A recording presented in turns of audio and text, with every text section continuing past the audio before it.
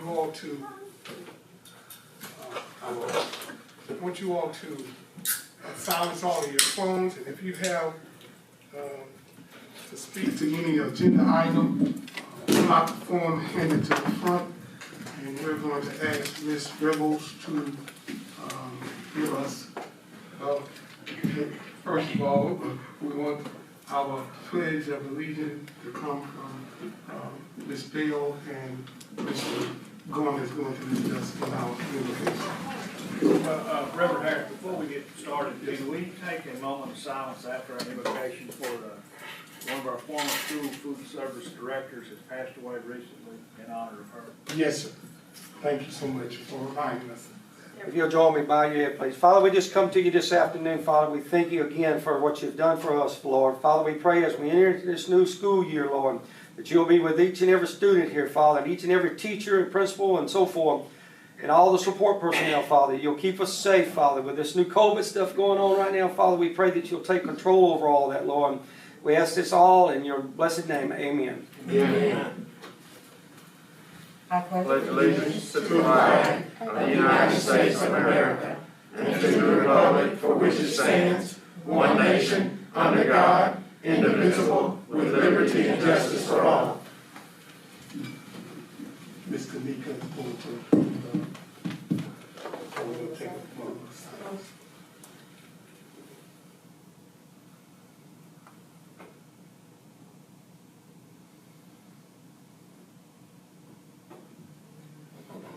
Thank you. And what's your name, Mr. Kanika? Ms. Deborah McBride. Okay, Ms. Ms. Kanika is going to establish the court. Mr. Danzy? Here. Mr. McClure? Here. Goodfield? Here. Mr. Garner? Here. Ms. Harris? Present. Mrs. Bedros? Here. Mrs. Broadway? Here. Mr. Jaskey? Here. Ms. Palmer? Ms. Palmer? Here. Ms. Phelps? Here. And Ms. Bell? Here. We have a quorum. Thank you so much, Ms. Rebels. Again, I'm going to hand it over to our superintendent, Dr. Eloy. Again, I want to thank you all for all of the many prayers that's been going up around the parish and city. I have been contacted by some pastors. They're going to be going to all of the schools, and it's going to be like 6 o'clock or something like that, but we'll let everyone know. And thank Dr. Eloy for contacting all of the principals and letting them know about it. So we thank God for everybody who is supporting our school system. Dr. Eloy. So real quick, I only have 3 items to bring to your attention. First off, board members, you looked over, hopefully the past few days, the COVID guidelines as we move forward into the next school year. If you have any questions or comments about those at the end of my superintendent's report, please bring those to my attention. And then we will be putting those out tomorrow to everyone via social media and our website to inform everyone of what to expect. But there's no real surprises here, and that's a good segue into the next item. We know about masking. The governor's order came out Monday.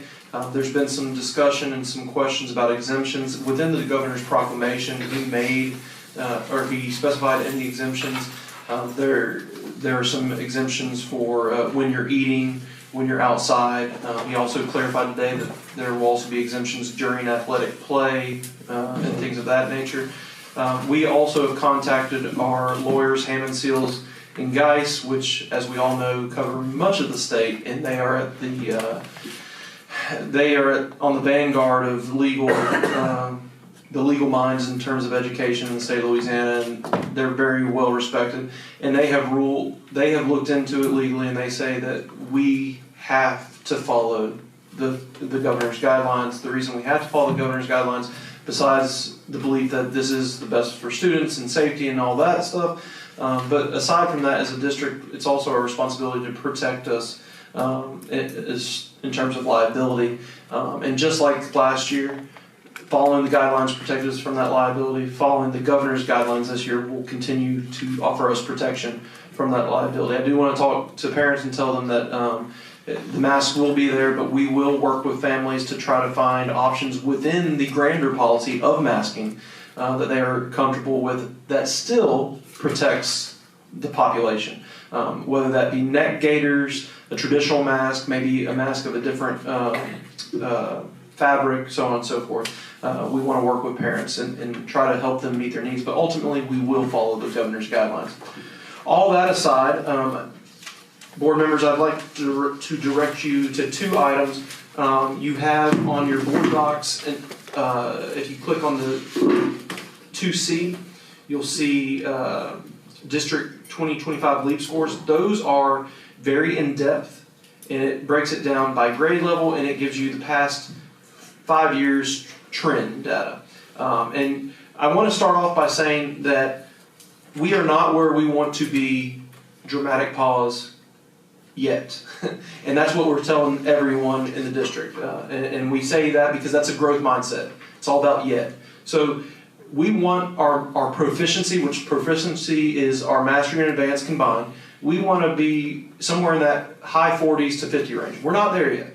But I want to highlight the fact that this year, it wasn't that we didn't focus on academics, but we know that there were so many other things going on that oftentimes teachers had to deal with social, emotional, they had to deal with health, they had to deal with the pandemic, 2 hurricanes, 2 snowstorms, multiple quarantines, positive cases of COVID, all these things that they had to deal with. So a lot of times they weren't able to focus on academics. And I am through the roof when I can tell you that we maintained this year. And not only did we maintain in a COVID year, but we maintained better than the vast majority of school districts in the state. If you look at the back sheet I provided you, there's a chart. And it shows on the y-axis -10 all the way to 1. -10 means negative 10 points, or a 10-point decrease. 1 being a 1-point increase.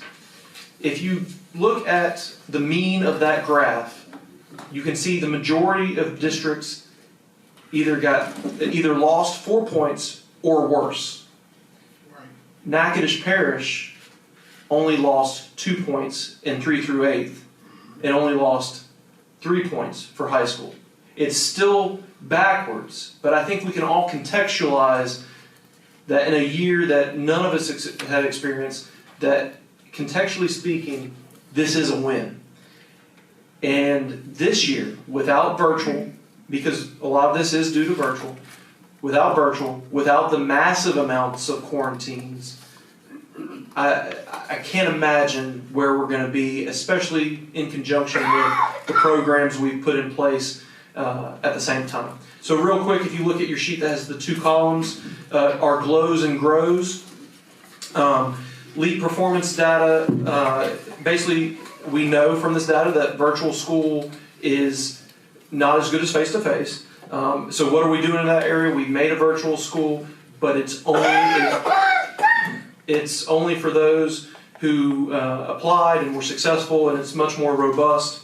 If you look at overall, again, 3 through 8 dropped 2 points, but there's some areas where some schools maintained 100% what they were in 2019, and in one school, I have to highlight Marthaville, actually grew overall this year, which is something to be so proud of in a COVID year. And I have to hand it to, I believe, Middle Lab and also Bildana that stayed the course and maintained exactly what they had in 2019.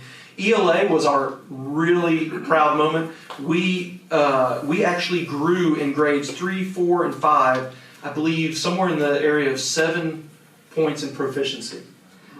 That was amazing. Math, we grew actually in 8th grade by 9 points. That's a huge thing to be proud of.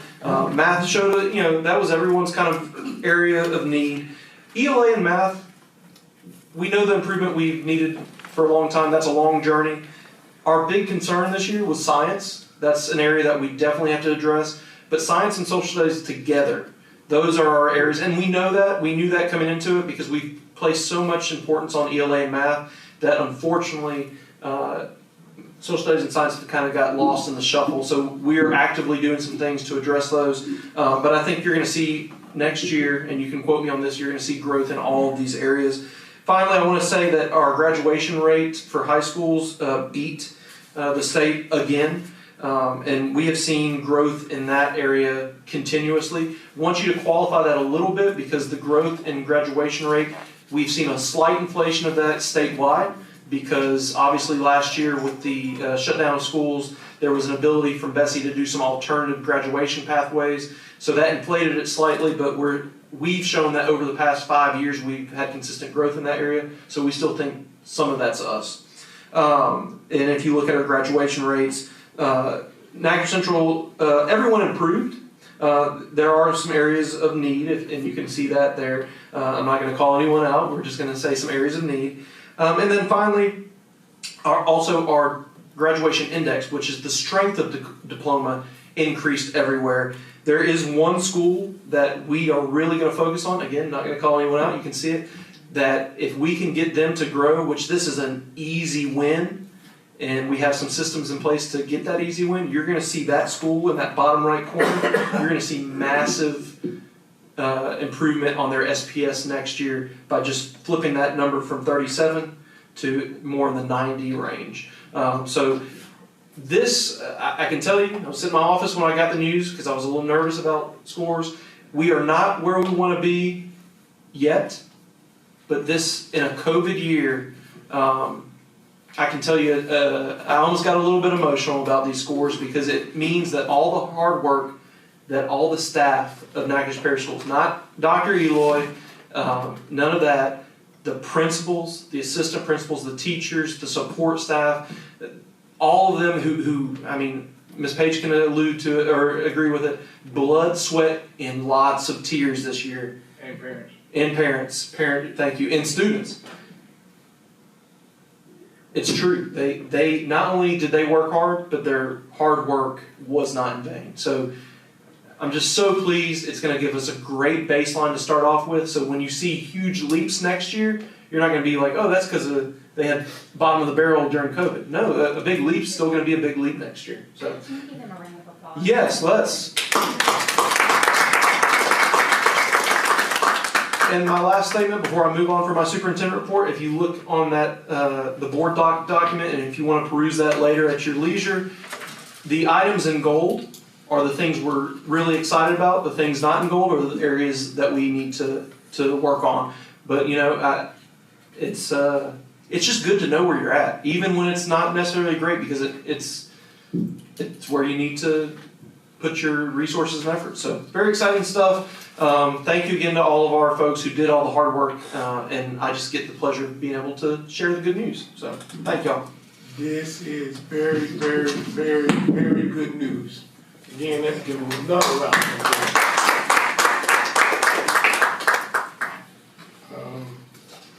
I have to say something. It is good news, it is. But I heard you say that, you know, we're not going to call them out, but we call out all the good schools. But it may be good to call out the schools that may not be up to par. So If we're going to be transparent about it, I mean. yes, ma'am. So what I would say is I have no problem. I could go through every school and talk about their glows and grows.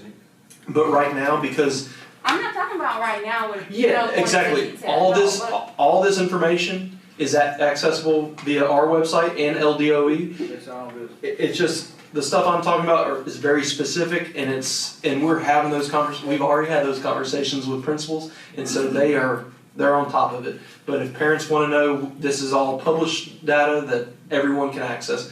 But I'm kind of hammering down some real minutia, so I don't want to necessarily share that. But I appreciate that opinion, and I don't disagree with it. So. All right, old news.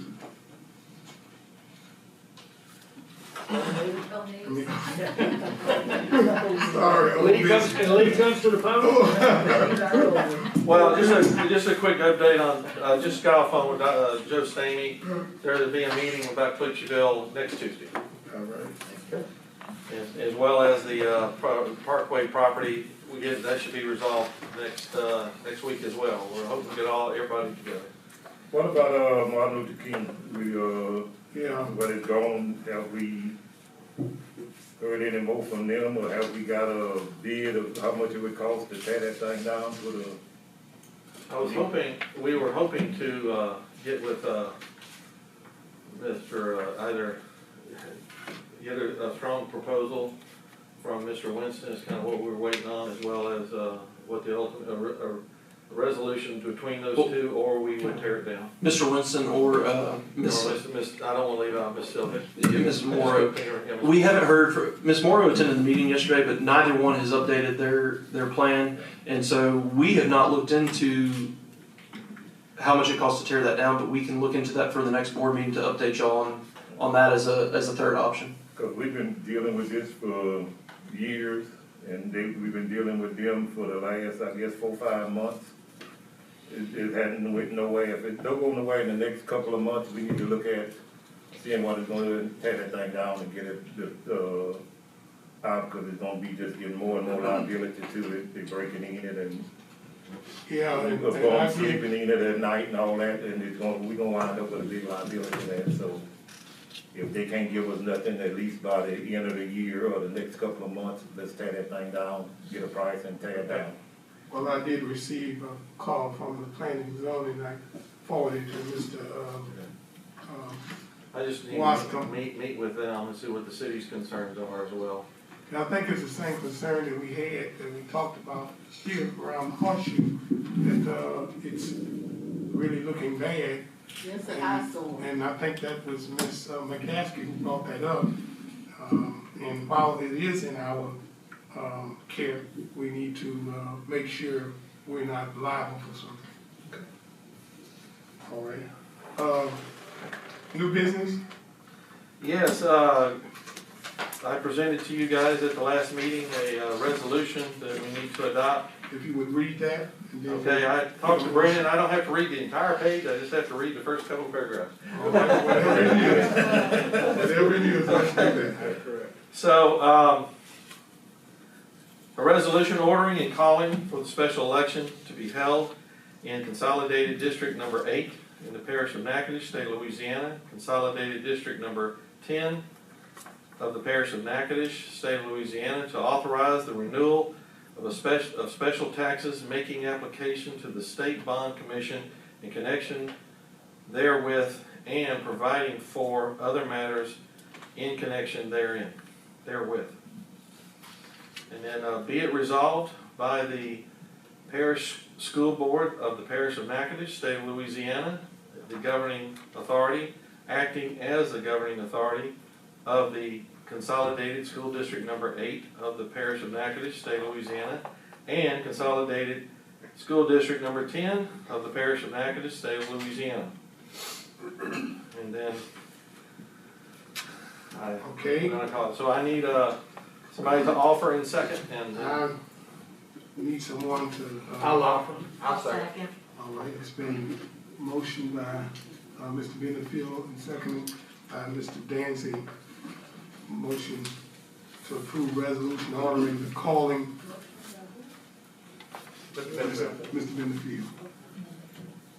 Oh, Ms. Bevel. But you said, it's okay. Mr. David. All right. Any discussion? Any concerns? Okay, roll call vote, please.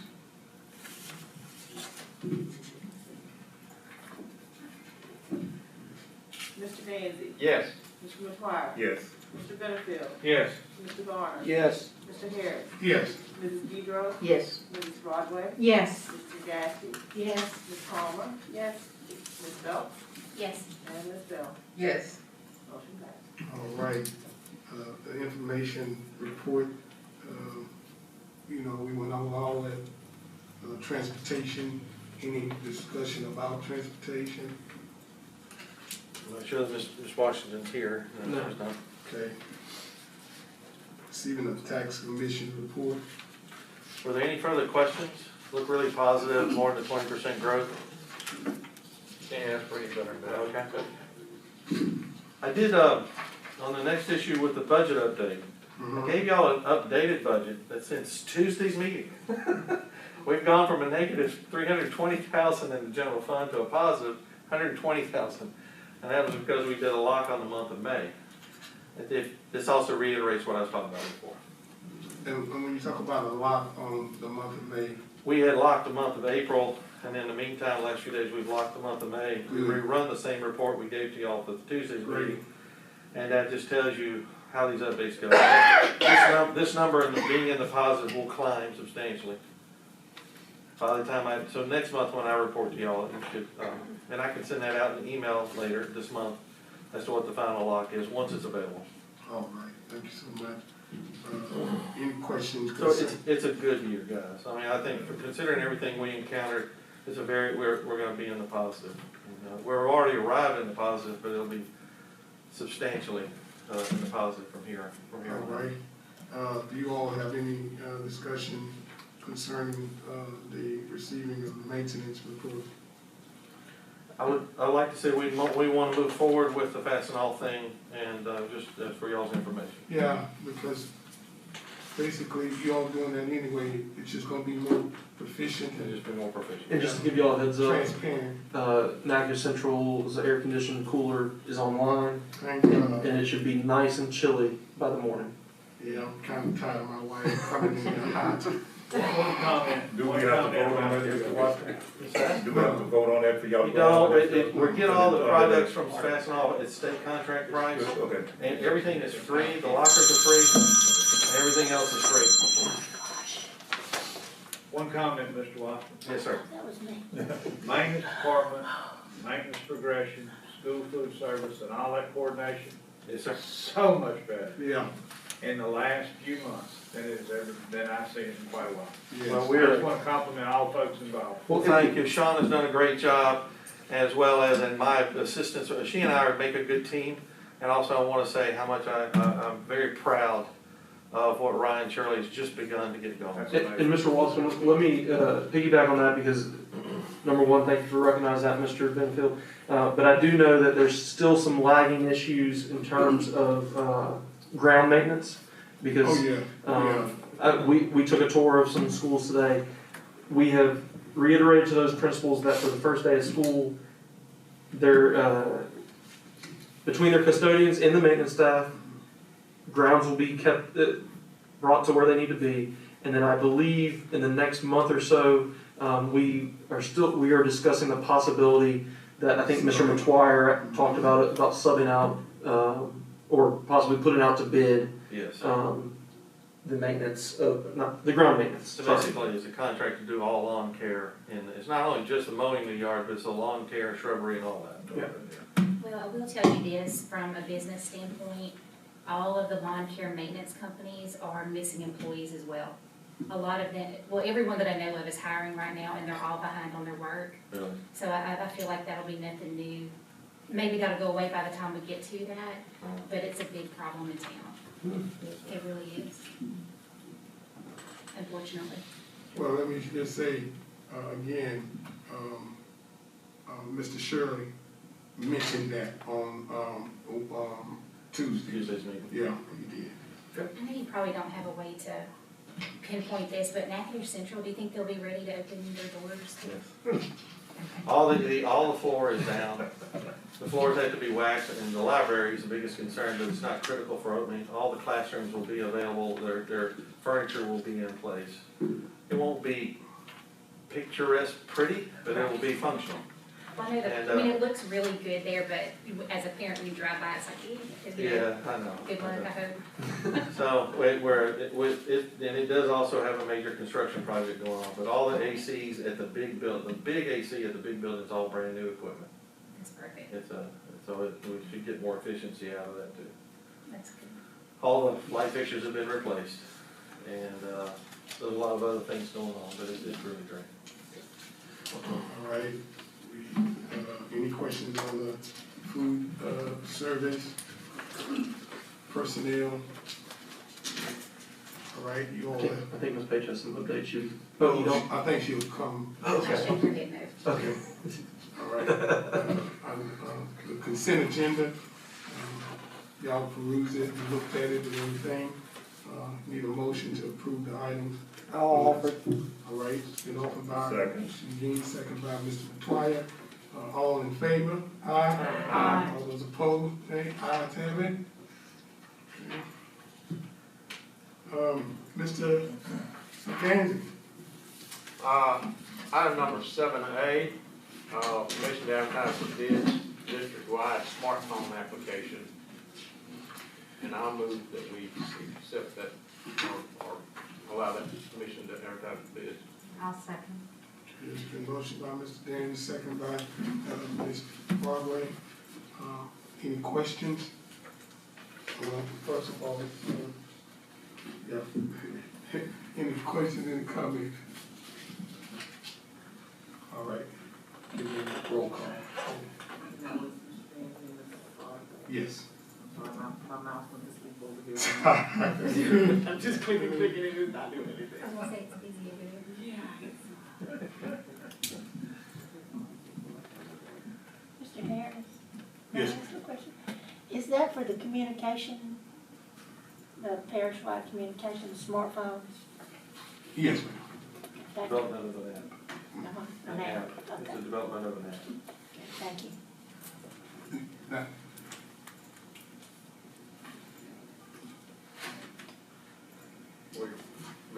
Okay, here we go. Mr. Dancy. Yes. Mr. McGuire. Yes. Mr. Benfield. Yes. Mr. Garner. Yes. Mr. Harris. yes. Mrs. Deidre. Yes. Mrs. Broadway. Yes. Mrs. McGaskey. Yes. Ms. Palmer. Yes. Ms. Phelps. Yes. And Mrs. Bell. Yes. Motion passed. Item number 7B, take appropriate action on bids, for the bids for security cameras at Natchez Junior High, Weaver, and Magnet. And the low bidder on that was, A&G. A&G Computers. And I will offer. All right, been offered by Mr. Danzy and second by Ms. Phelps. Any questions, any concerns? How soon will those be installed? That's a question for Mike Cozad. I think it's they're ready to go as soon as we get this all signed up. I think they're ready to get it installed. We need them immediately. Yes. It's not gonna be 6 months from now, it'll be soon, within the next couple of months. I do have some concern about the specs on them and that we're continuing to, and can those particular cameras, can they be bought in places like Steins and other hardware places? So it's my understanding that the system we have, the one that would be kind of mimicking the same thing, to get onto it, it's a private locked server. You have to, not only do you have to have the program loaded on there, which you can only do through the company, but then you also have the credentials to do that. So as far as security goes, Mr. Kozak has explained it to me in very tech-savvy language that I didn't fully understand, but I can have him send an email to y'all, but it is my understanding that they are very safe in terms of the security measures. Now that being said, I think security in terms of networks and servers and all that is a constant evolving thing because as hackers improve, the security improves and it's a constant song and dance. But he's assured me that these cameras, he feels, are a good product on the market currently, and they're not kind of a shoddy thing that. It's also, Yeah, that's what I. no, sorry, there's a law passed in Baton Rouge that Right. you can only do specific cameras. They have to be made in America. It could be Chinese-made cameras. Yeah, it's specifically Very, very safety. specific cameras. You can't go to Steins and buy these cameras. So it'd be more feasible for one of the computer companies to do it. I mean, one of the companies that deal with cameras specifically for school and other facilities. Well, the schools just have different regulations than generic camera systems. So with the laws that have been passed that we have to follow, these companies follow those specs. So, But I can get Mr. Kozak to follow up on email with y'all just to make sure y'all's comfort level is good with the cameras. Yeah. Yes, to do also, yeah, no Chinese cameras, which is what slowed this whole process down. When Right. that was passed, we had to stop finding cameras because they weren't readily available and to get moving. All right. Any other comments? Let's have a roll call. Mr. Danzy? Yes. Mr. McGuire? Yes. Mr. Benefield? Yes. Mr. Garner? Yes. Mr. Harris? Yes. Mrs. Boudreaux? Yes. Mrs. Broadway? Yes. Mrs. Lasky? Yes. Ms. Palmer? Yes. Ms. Phelps? Yes. And Mrs. Bell? Yes. Motion passed. See if I can get back to the agenda now. 7C, Rapids Effective School Grant, that Ms. Rachel told us about, and I'll move that we accept that. I'll second. All right, it's been moved by Mr. Danby, second by Ms. Broadway. Have we accepted any comments, any questions? All those in favor? Aye. All those opposed? Lee, if you don't mind, I'd like to talk about the code. I know it has your name next to it. We met with, oh, I'm sorry. Please start, let's Yes, get sir. a motion and then we can discuss. Yes, 7D is COVID leave continuance, Ms. Cole.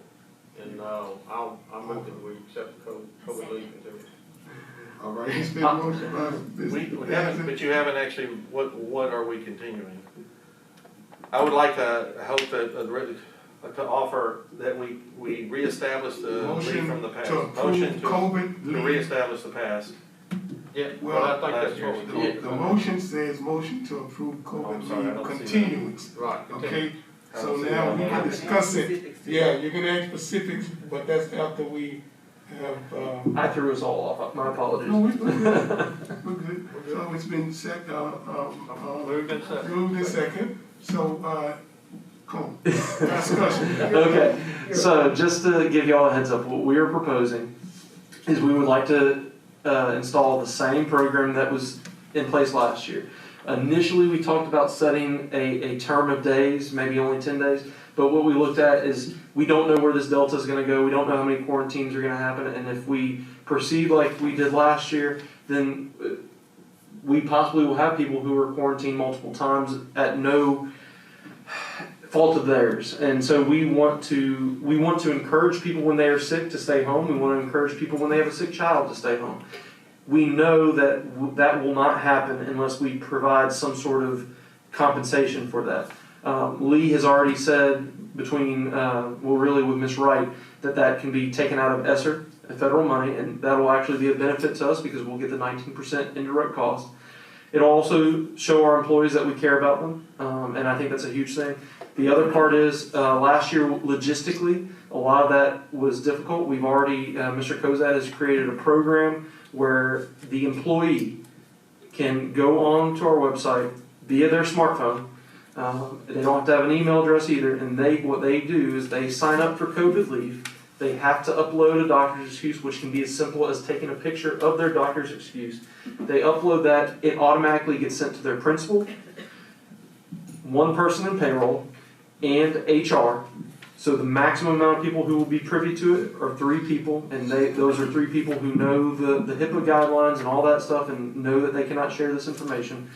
And we also want to install a 30-day time period from the time of a positive case, with the exception that, if they're in the hospital for 2 or 3 months, that 30-day exception would not be there. They would have an exception to the 30 days. But they would have 30 days to apply for that themselves. That way, what we had last year, it was very difficult to track all this, but we feel like we have a really good system in place. I'll be honest with y'all, I know a lot of districts are not doing this, and I was hesitant, but I do believe if we want to encourage the behaviors we want to see happen, we have to do that with actual policy, and this is a policy that will encourage that. Any other comments? Refresh my memory on the, are each one of these the 80 hours like before? It's unlimited. And then you get caps, or say someone goes in the hospital for 4 months, or the doctor's seen you pay for 4 months, I think it's 80 hours, is that right? Whatever that federal, we want to go by that federal policy that was in place last time. That's the Family First Coronavirus Response Act, that's 80 hours, okay? Correct. That's 80 hours, yeah. Now, We technically don't limit it to 80 hours if the doctor's excuse gives them more than that. we did not, although I believe the Family First Medical Leave Act gave 65% after the 10, when it got over the 80 hours. Was that? Well, that was the emergency, family medical leave act for, and that was, the first 2 weeks were usually unpaid, and after that, it was 10 more weeks of 66 2/3. So I'm fine. Basically, what we want to do is we want to mirror what we did last year, which I'll tell y'all. What we did is we did have some cases that people only used 1 day. We had some cases where people used 10 days, and then in the cases where people went over, we looked at that on an individual basis based on doctor excuse and all that. It did not injure the district at all because we were able to use federal funds, but So it worked. it did work. It Yes, did well, work. was there a few people who abused it? Yes, but considering how many people it helped and the benefit to the district, it's not worth, making some restrictive. It was at 2/3 if they took the FMLA and extended, but that was because of the school closure or they had to stay with the child. If there was a direct exposure, it was 80 hours for them. Yeah, correct.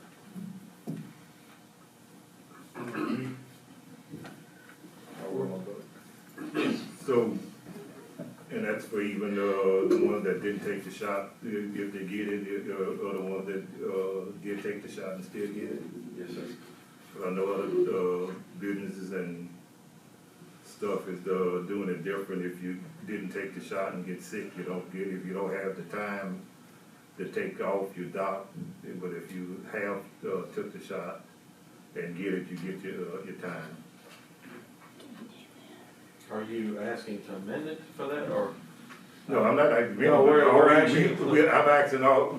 Don't matter if you take the shot or not, you still get the time Yes, sir. if you catch the COVID. Okay, because I know several places, and I had several calls out there when I asked this there on Tuesday, that they say their jobs is doing that if you hadn't took the shot and catch COVID, you don't get paid. If you don't have the time, if you got sick leave, you take your sick leave, but if you don't get paid.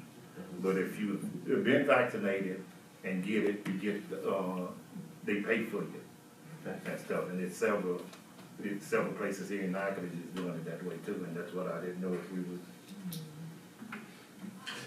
Yeah, that's not what I'm personally okay with whatever y'all decide. Because We we're have to trying. address that specific issue though, that's right. If they don't have. So I think the problem right now is we as a district have never mandated a vaccine. We've never, so I think I understand where Mr. Matoir is coming from. We have never mandated to anyone that they had to get the shot. So if we were to put that in place now, that seems like it would be a bit premature because although the government has said, hey, come get the shot, we as in our entity have never said you have to or need to. We've encouraged it, but we've never said there's a penalty for not doing it. Okay. All right, everybody ready to vote? All right, roll call vote. It was motion by I'll make the motion. Mr. Danzig and second by Ms. Phelps.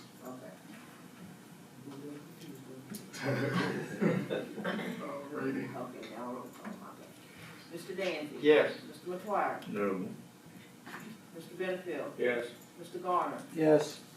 Mr. Harris? Yes. Mrs. Boudreaux? Yes. Mrs. Broadway? Yes. Mrs. McGaskey? Yes. Ms. Palmer? Yes. Ms. Phelps? Yes. And Mrs. Bell? Yes. Motion passed. Item 7E is a 2021-22 budget. I emailed, once again to restate, I emailed y'all a copy of the schedule. It will be presented, I have to have it in the month of August. We have to present it here for public scrutiny and have a procedure to follow. It will be presented at the September 9th board meeting for approval. But, I just wanted, I had that listed there just to let y'all know what the schedule is. And I had emailed it to y'all. Item 7F, that's the 3121 Social Security Alternative Funding. Did we adopt No, we will do that in September. Okay. We cannot adopt it. Cool, so. The state requires us to adopt it by the 15th of September, and we have a certain procedure they force us to follow. So I cannot finish that procedure until September 9th. So, We will table it. okay, so let's, all those in favor Well, I need a second on that motion. A second.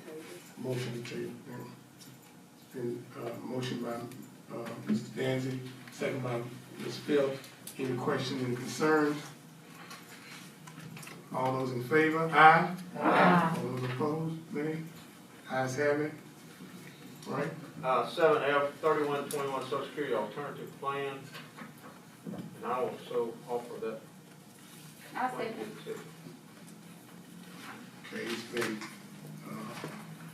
motion by Mr. Danzy, second by Ms. Palmer. Any questions, any concerns? Now, we mandating that the employees have to take this? The mandates of the certain class of employees, these two classes of employees, yes. So how can we mandate people if they don't wanna take this out? How can we mandate them to put their own money in something that they might not wanna put in?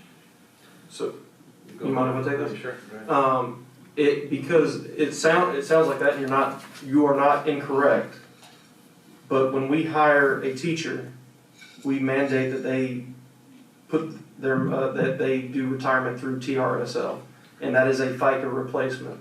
So we're not doing this for any other reason except we wanted to offer our long-term subs something similar to TRSL, but it's being done in the same way that TRSL is done, where you sign up to be a teacher, you don't get to go through lasers or something else. You opt in to TRSL.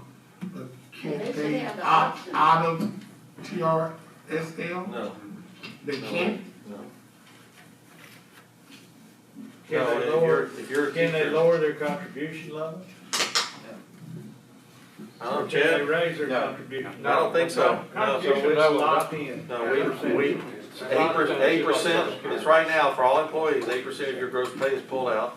We match it with about just under 26%, and that's what goes I to understand, but this product is modeled after the TRSL. Correct. We're taking their social security side and we're matching it and sending it to a different source. And the reason, when this conversation first started, it was with First Financial, and the reason they brought it up is they said, what they're saying is, many people in these positions, they don't accrue enough, can't remember, basically enough hours to be vested in Social Security.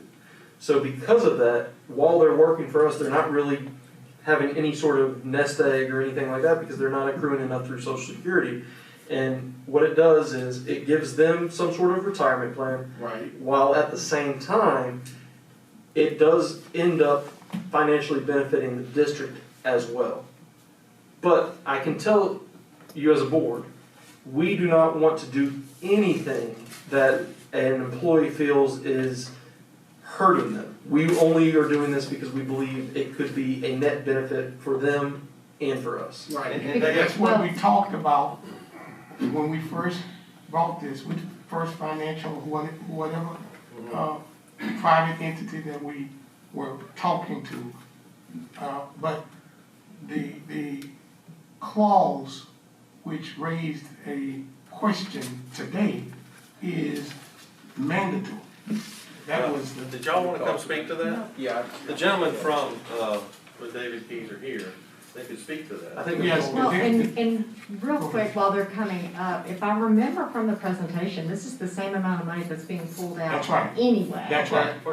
But it's not benefiting their Social Security benefits in the long run. Right. However, this is gonna be the same amount of money, but it's actually benefiting, it's just a different type of retirement. And our plan. stipulation was that their paycheck, what they actually take home, we would put enough in from the district to not reduce that by a penny. Right. They take no cut in pay, and this was actually a result of several conversations they have had as a collective with Dr. Eloy and I about what could they do until they become certified. No problem whatsoever with all of that part of it. Did y'all want to speak to the mandatory? Yeah, the mandatory is, Just a minute, let me finish. I'm sorry. Two parts. The mandatory and, I have no problem with, this particular private company. But where did we decide and how did we decide that this particular company would be the one that provide the service. I want to make sure that we're clear on all this. We in looking at this over, I contract insurance, I contract with professionals where I ask them to draw architectural plans. This sort of falls under that.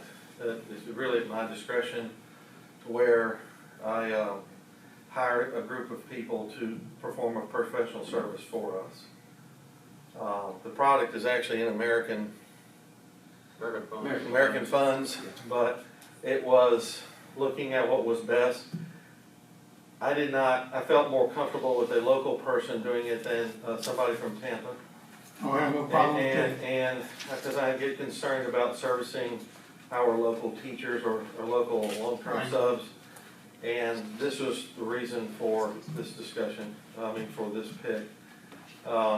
Also, I've done, so I'll let David talk. I would say, Reverend Harris, that. And I know, Ms. Keating. I know you too, sir. Good guy. I know you too, sir. In fact, Brother Tommy was bragging on you last night at church about what you've organized for the schools, what we're doing with the students. But it was probably just opportunity on my part. I was up here a few months ago just on a personal deal with Lee, and I just happened to bring up, I said, look, anytime you need retirement plans, whatever, looked at the school board, I'd be glad to do that for you. Just so happened, I had no idea you guys were entertaining this, and he said to me, we're looking at this right now. And so really, that's how I got involved, just by opening my mouth, because he did not solicit me at any time. He didn't call me or anything. I just happened to bring it up to him, and he said, we're looking at it right now. So that's how I'm here. Okay. So we can mandate an employee to put their money, no matter if they don't want to put it, or if they got their own investment plan or whatever, they still have to go into this plan. Their portion of their Social Security, which are already disappearing from their check, instead of it going to the federal government, it would go into this plan. That's it. The employees don't suffer any loss of money. But I think that's not, I don't think that Mr. Matuara's question is, yes, we're still dictating what they're doing with it. Yeah. And so we did talk, Mr. Wasson called Mr. Hammond from Hammond Seals and Guys yesterday or today and ran through this, although we just wanted to do our due diligence. Sure. It's not that we didn't believe Mr. Keys, but we just wanted to make sure all the I's were dotted and T's were crossed. And Mr. Hammond said, yes, this is perfectly within the board's discretion to do. But if they leave, they can get their money out. That's correct. yes. It's 100% vested, that's the big thing. Whereas if they left and we don't have this plan in place, they get no benefit. If they pay Social Security in and they leave, they get nothing until they retire. That's the benefit here.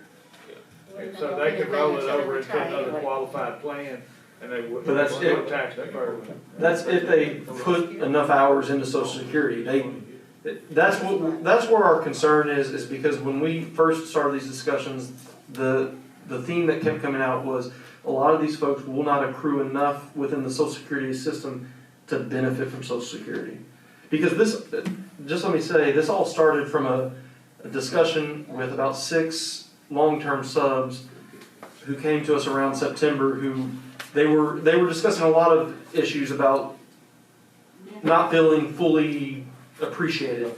And so this grew out of that. So I don't want anyone to think this is a money grab by the district or anything. This was another method to hopefully give them something of more benefit. And look, when I first heard it, I was all the way on then, and I'll be all the way on now. Just clear up my, Sure, so go ahead with the mandate. The IRS and the Social Security Administration have permitted states to withdraw from Social Security. Louisiana did that during the time period that you could opt out of Social Security. Every political subdivision underneath the state of Louisiana can either opt in or opt out of Social Security. However, there's always a however when you deal with the IRS. They have regulations, and I've got a copy of the very small part of the IRS code dealing with the Social Security, or what we refer to as FICA replacement plans. Their deal is this: if you have a group of employees and you have to stipulate who they are that are not going to be covered by Social Security, you must have a mandatory contribution. It's not flexible. It's basically you set the limit, it goes in. It has to be fully vested. It has to be available to them from the first time that they show up. At the point that they leave, then they are eligible to take that money and roll it to another qualified plan.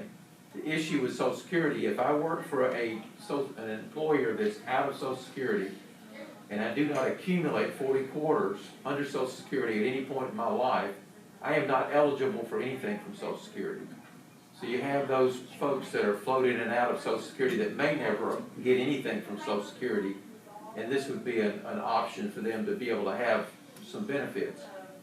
The reason I believe that they have gone this route instead of the other firm. The other firm wanted a fixed annuity that they wanted to put as an underlying investment. This one has some flexibility where you can invest in an array of funds. So if you're older, you can be conservative. If you're younger, you can be more aggressive to accumulate your money. And at any time, you're fully vested, you leave, you take it with you. And that's basically the IRS regulations that mandate. They're going to mandate either Social Security or you have a FICA replacement plan, which is also mandatory, and there is no option to that. If an employee wishes to contribute more, I believe y'all have a 457 plan, that would be the way I would go. That allows you to add more money and save more towards retirement, but it's a different vehicle than the 401A plan. Now what we are doing with this plan is we're using it's called a pickup plan, and basically what it does is the district, you sign an agreement as the employee, the district picks it up so you do not pay income tax on your money that's going into the plan. Now, here's the dirty little secret with Social Security. Everybody ready? You get mad? If you're covered by Social Security taxes, you pay federal and state taxes on the money that you send to Social Security. And when you get to Social Security and you start paying it, you pay taxes again. That's right. Okay? That's how Social Security works. It's the only one that I know of in the Internal Revenue Code where you pay your money, you pay taxes going in, and you pay taxes coming out. Everything else is one way or the other. In the pickup plan, you basically are putting the money in, you do not pay taxes. When you start withdrawing at the end, then you pay taxes. So in a way, that money that you're putting in, you're not having to pay taxes in order to get it in there. So that will save the employee some tax dollars, both federal and state.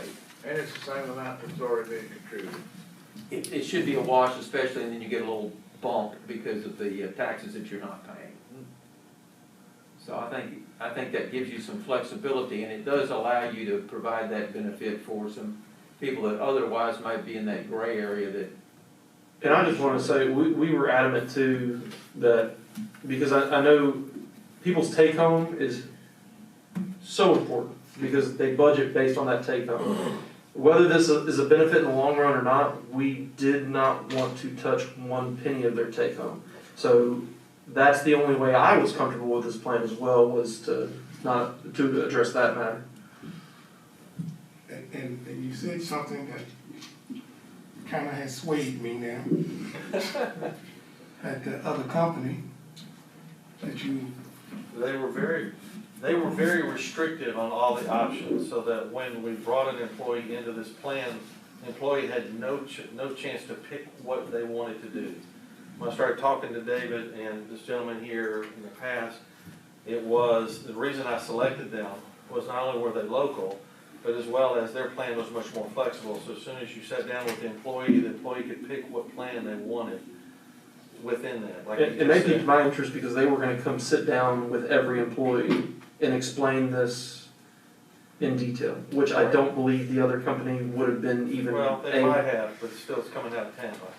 Yeah, there's a comfort level there that I think is different. So let me just say this. I do the same thing that they do for a living. And I'm thankful that what you just said, probably if I had been here, I wouldn't be asking these questions tonight. I'd be ready to go forward in the first place, because I had a different mind before I heard, because it's important that these people that's going to be, they need something. We talked about that. I have no problem with that. That they can put in to some type of retirement and see their money grow and see their money actually work for them. The money's gonna work for them with this plan. So most of my questions have been answered now. You know. We will provide quarterly statements so that they'll know what it is. They will get a website. If they want to move their money, help yourself. That's up to you. We provide the record keeping service. And most folks, they would not do this unless it is basically, they don't see it. It's just been taken off the top. I preach this. Take it off the top. So Just like you do Jesus. now that it's mandated, they would have no option if they happen to find a better plan that they want to. They would have no option to change. They would have to participate in the 3121, but when they sat down with these gentlemen, they could then select which of the plans that qualify for this would be best for them. But they would have to participate and could not choose to do. You can't have of your 77 employees that would qualify for this plan, can't have half of them being Social Security and the other half being the 3121. It's either all or nothing. But once if we vote this in, they become part of the 3121 plan, then they can, within that plan, these gentlemen can show them the list of things that qualify. Whether it's what did you say, aggressive or not, or more conservative plan. Yeah, there's a range of funds you can select. Right, let me speak to that, because I'm going to be the one that's going to be talking with them as far as the investment side is concerned. We're going to make probably between 15 and 20 different funds available. Part of those are going to be what are called target date retirement funds.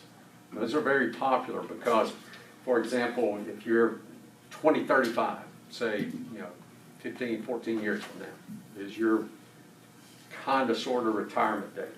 American Funds has a 2035 retirement date fund, and you can literally put your money in there. And what they will do is, here in the short term, you're going to be fairly aggressive in the markets. But as you get closer to that 2035 date, closer to retirement, they'll pull back. They'll take some of the risk off the table, so to speak. So those are very popular, but we're also going to have funds in there that are not that way. That if they want to, we can help them, build a portfolio any way they want to do it, as aggressive as. One of the things we have to do is find out what their risk tolerance is. This is not going to be something where I can run in and do them all in 5 minutes. It's going to take a little bit of time to do it right, to do it properly. And I can assure you, when you looked on that, in my folder that I gave you Tuesday, what I was trying to show you on the left-hand side is just what we offer, what we do. That I've been doing it a long time. I've got 401ks already in place. About 250 participants in 2 different 401ks. In fact, these guys do the administration for them. And so what we do when we go in is we try to help people build a portfolio. It can change. I mean, they can call us at any time and say, look, I want to be a little bit more aggressive, or I don't want to be. And then we'll make it work for them. And also, at no time are we going to put any kind of pressure on anybody to do anything. What we will do is tell them what we can do for them. But after that, it's up to them. So we don't want to be kicked out, okay? So hopefully you will never have a complaint about us. A couple of questions. Yes. Say someone decides they want to get well, they will have the option to get in. It's not a decision. So if they're undecided as to how they want to invest their money, do you start to put them all in like say a balanced fund? Have a low risk medium return or small The, return? Is the that plan how will it's have a, what's called a QDIA, which is a qualified, investment account. Basically, it's the default selection. You don't tell me. It goes into, it'll either be a balance fund or a target date fund. And then they change their minds and say, now I wanna make my decision, then they can move it to whatever they wanna move it to. But that'll give you a default fund, so you don't have to worry about somebody having a I hard think you're time probably making their gonna see money. a lot of that initially. Next thing is when you do sign these people up, will you be able to provide them, and I'm sure you will, with a risk tolerance questionnaire? So, Yeah, so you can kind of cut through some of this, so you can get as many of them in as fast as you can, because yeah, this is a great opportunity to hide money from the government playing something. I'll say that, Mr. Did, Bennett. did you say that, Mr. Benfield? I have a quick question, gentlemen. And that level. Can I address his question first? Yes, there is a risk tolerance questionnaire. Now, I'm going to tell you that in order to go, it's 2 pages long, and in order to go through it properly, it's going to take a little while. I'm talking, you know, it depends on the answers that people give. I'm going to say on the low end, 10 minutes, 15 minutes, longer, you know. So what I'm hope that y'all are hearing me say is that I don't want to run in and do it as quickly as possible to get out of there, but at the same time, I can't tell you how long from one individual to the next that I'll be visiting with them. Well, I'd So- rather it like that Because we have to do that risk tolerance most questionnaire. folks don't, they love money, but they don't know how it works. That's exactly right. And, But you can't and, exclude you the know, folks that they love get, money and does know how it works. So my question would be, would, we talk about the 3121 Social Security Alternative Plan, can those funds, be allocated to a 403B plan? not from a 3121 to a 4, that's 2 different animals. I'm gonna let David address that. Yeah, let's say I leave, then I could roll it to a 403B, I could roll it to a 401K, I can roll it to other retirement plans, as long as I'm here, we'll be in the, we refer to them as 401A plans, with a 414 pickup contribution, which helps the taxation. But no, you can't then roll it to a 403B. You can be in a 403B as well as this. And this does not change your, because it's a pickup contribution, it does not lower what you can do in your 403B. You can still do the maximum in the 403B plus this. I hope I'm not complicating it, but this stuff tends to get late. I think, at least I know you have a 457, because if you remember the other night, I told you I wrote a couple of those from teachers that have retired. Yeah. I've been told that you also have a 403B here, which I don't know, but That's true. We do. what I want to reiterate, and I'm not going to be too dogmatic about it, but if you sponsor a retirement plan, you are fiduciaries, whether you want to like that word or not. And it is incumbent upon the board to make sure that the employees are getting the information That's right. that they need at any given time. And all I'm going to say is, from the teachers that I retired, that I've worked with, when they've left, they're not getting it. And they didn't know what they had. They don't know, they don't even know how they got there, they don't know how they wound up with the funds that they picked, they don't know who to talk to, haven't talked to anybody. So I encourage you to look at that. And like I said the other night, I'm making a bold play for it. If you want somebody to take care of that for you, I can do that for you, okay? But please understand your fiduciary responsibility when you are sponsoring a retirement plan, what you're supposed to be doing. And this 3121 with these guys here, we're going to do it right. We're going to make sure that it's done right. All right. Any other questions before we vote? Any other concerns? All right, roll call vote. Mr. Danzy? Yes. Mr. McGuire? No. Mr. Benfield? Yes. Mr. Garner? Yes. Mr. Harris? Yes. Mrs. Guidry? Yes. Mrs. Broadway? Yes. Ms. McGaskey? Yes. Ms. Palmer? Yes. Ms. Phelps? Yes. And Mrs. Bell? No. Motion passed.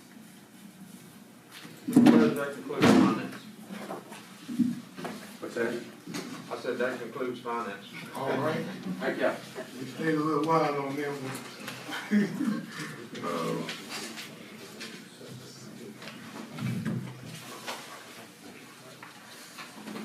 Miss Becky. I don't wanna rehash it, but did we say the person's name and what it was right? We did. She did it for us, okay. All right. Do you have any questions about the concerning the agenda items?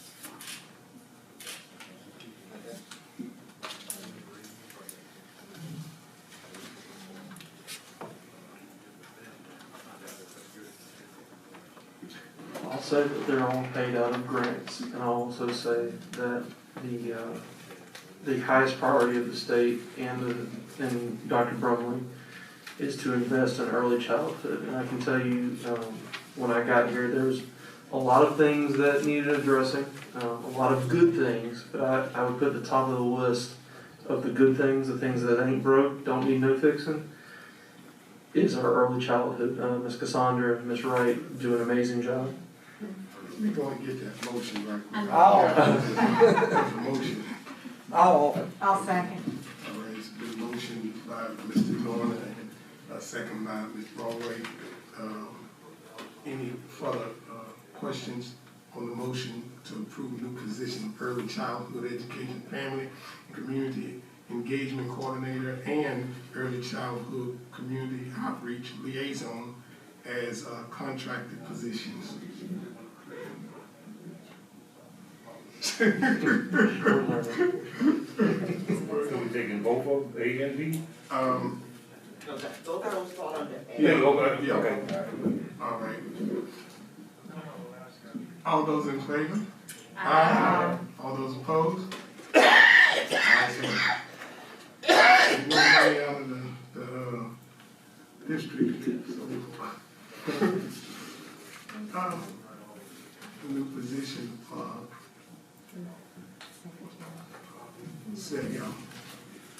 office secretary. I think this is part of the same thing, right? Paid by grant money. Paid by grant money, again. Can I get a motion to approve the creation of a new position of office secretary? I'll offer it.